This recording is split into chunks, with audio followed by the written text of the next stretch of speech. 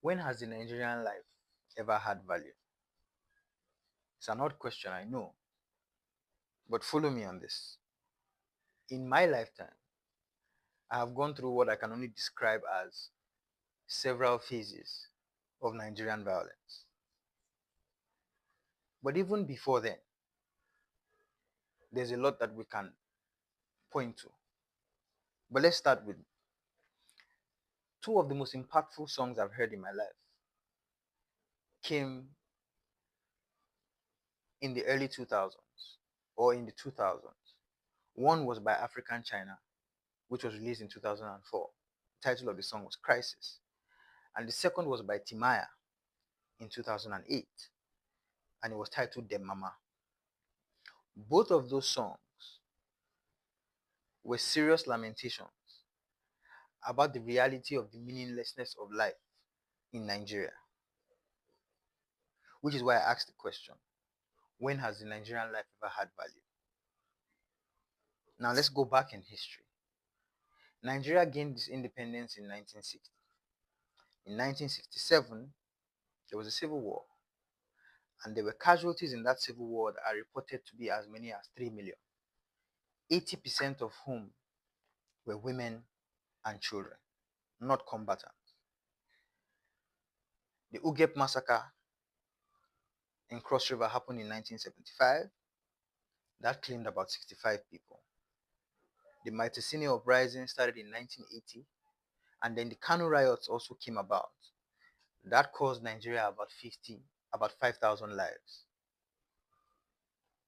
Between 1983 and 1993, there were 5 coups d'etats. 3 of them were successful. 2 of them were thwarted. And for all of them, collateral damage rang around the country. Then we now come to what is the new millennium. The Kaduna riots in 2000 claimed about 5,000 lives. The Jos riots claimed 1,000 lives. The Zaki Biam massacre took another 2,000. There were uprisings in Mumude School, in Kondoga Mosque, and in Gugba College. I do not know if you remember this, but in the 90s and the early 2000s, we would regularly hear stories of young women who were taken from Nigeria's Delta and Edo State for the sake of prostitution in Europe and the Americas.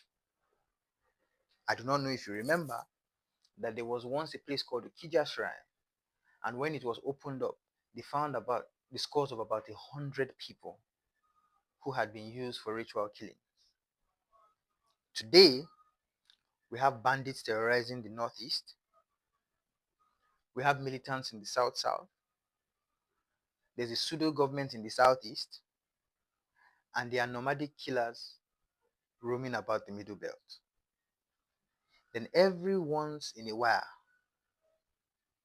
quite tragically, we would hear stories about Nigerian security operatives opening fire on innocent civilians.